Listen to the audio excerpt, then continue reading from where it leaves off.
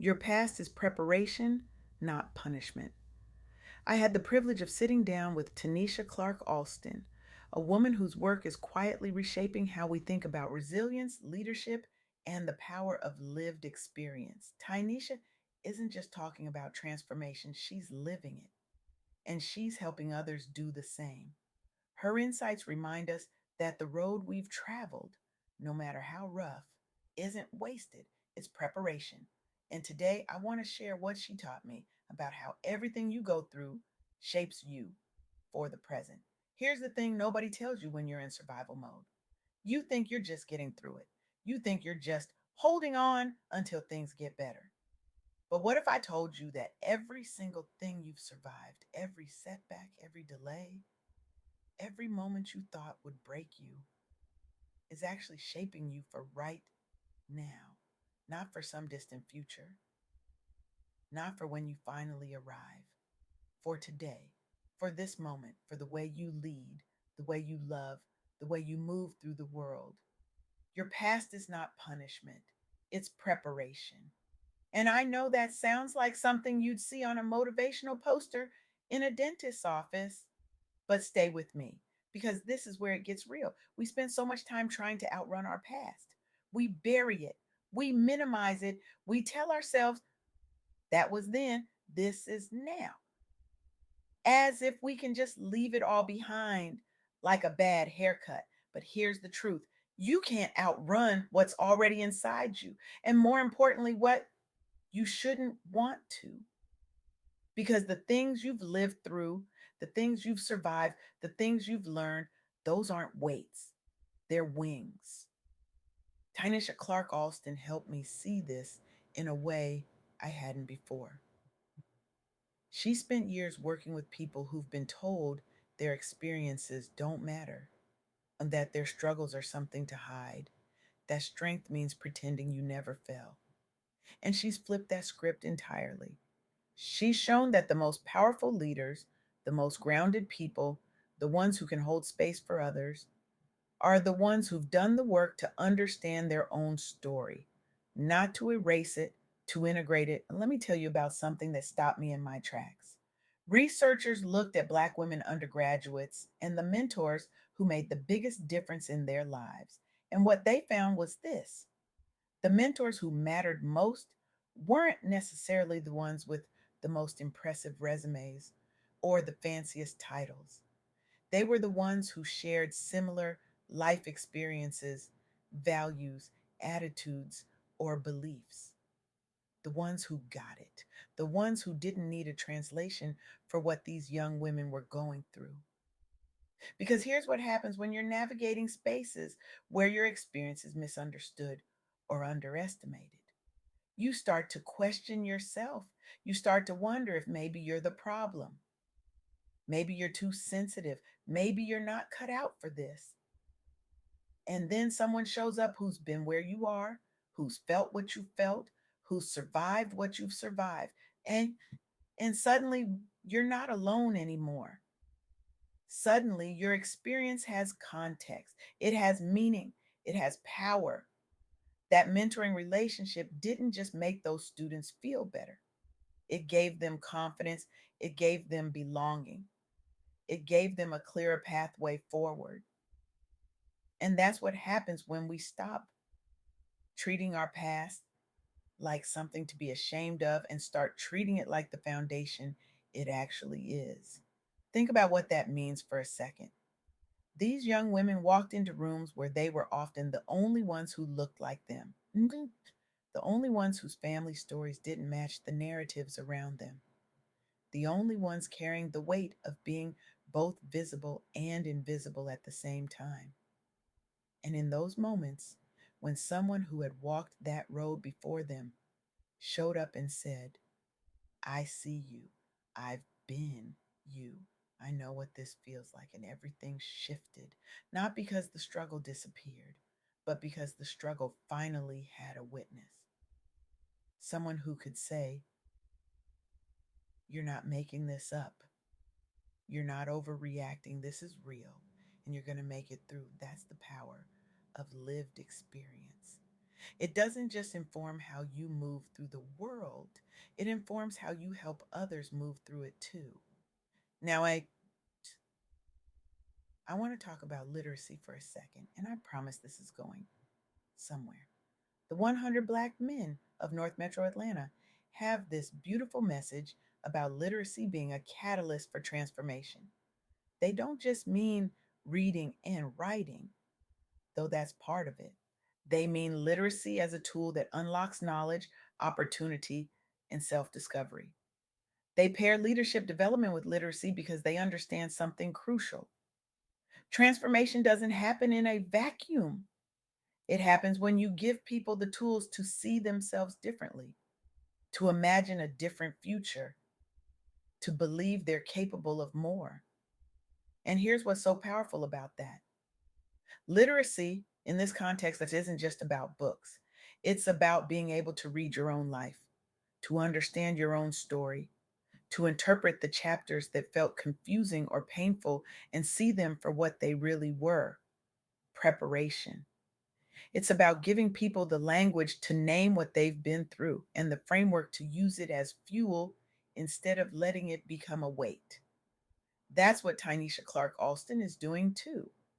She's giving people the tools to read their own story differently, to see their past not as a series of failures or traumas or things they need to get over, but as a series of lessons, strengths, and insights that are actively shaping who they are right now. Because here's the thing about the present: it's not separate from the past, it's built on it. Every choice you make today is informed by what you learned yesterday.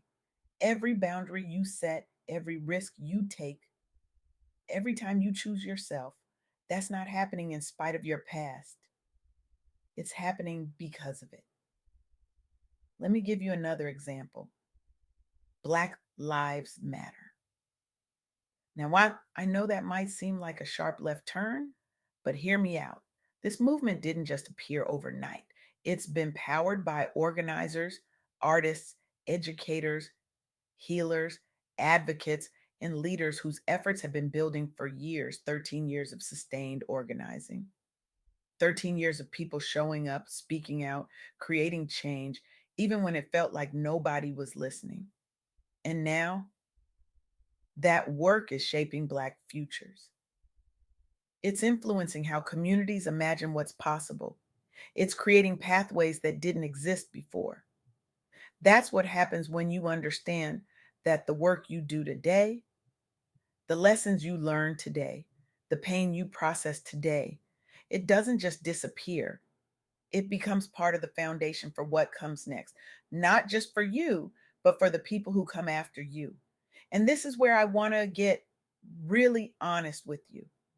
If you're sitting here thinking, okay, but my past is messy, my past is painful, my past is full of things I don't want to look at, I get it, I really do. But here's what I've learned from Tynisha and from the work she's doing: you don't have to have it all figured out. You don't have to have healed perfectly. You don't have to pretend it didn't hurt. You just have to be willing to ask yourself one question: what did this season teach me? And how can I use it now?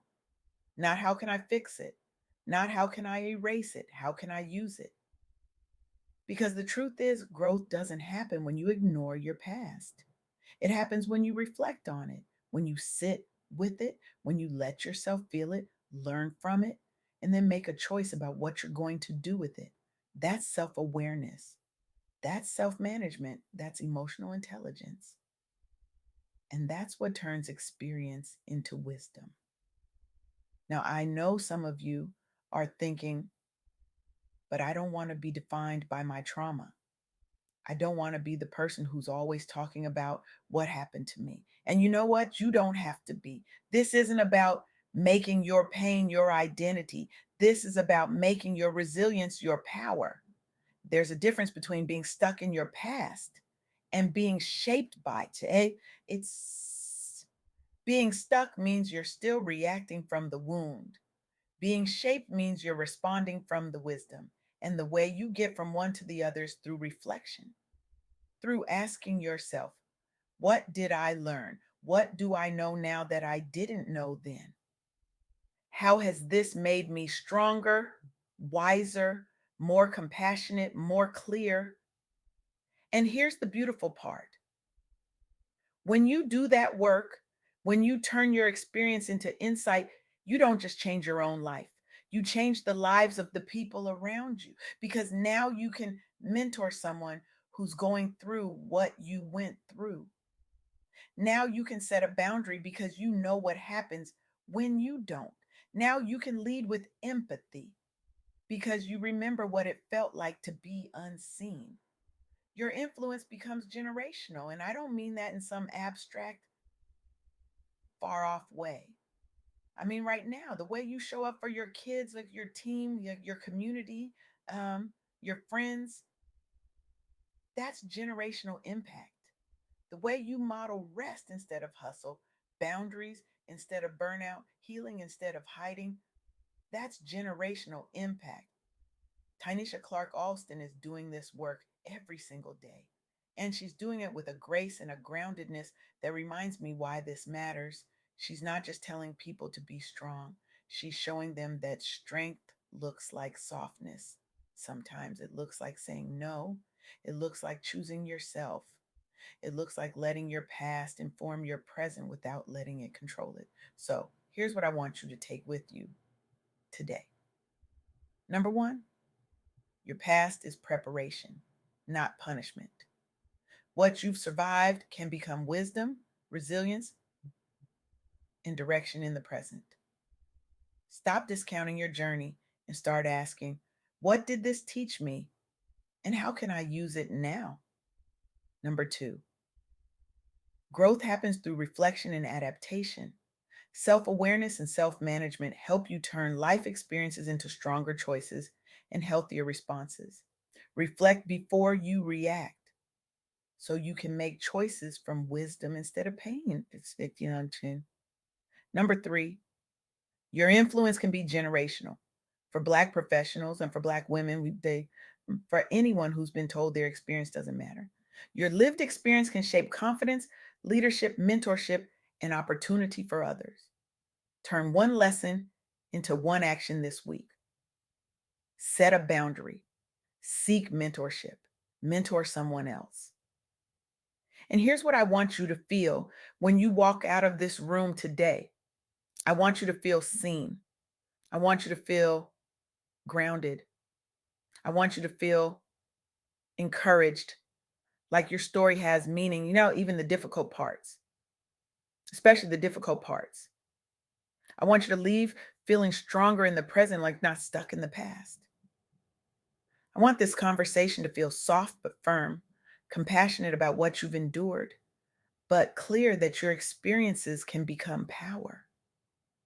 Because here's the thing, you don't have to have it all together. You don't have to be perfect. You don't have to pretend you never struggled. You just have to be willing to look at where you've been and ask yourself, what did this make possible?